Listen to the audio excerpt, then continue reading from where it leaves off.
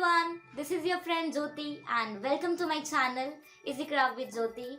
Today's video is going to be extremely interesting because I am going to show you how to make these tiny and cute quilling rings with the using paper quilling strips. So if you want to learn it step by step, so stay tuned with me, and if you think that it is difficult, so I am here to make it easy for you. So let's do it together. Don't wasting any time. Let's see how to make it.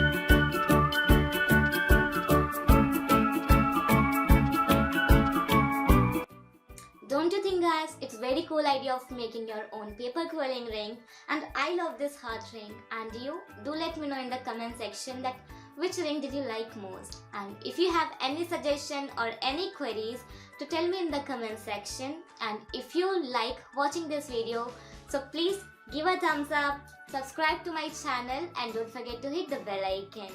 I'll meet you very soon with the next interesting topic. Until, keep learning and please try these rings. These are just amazing. Take care. Bye bye.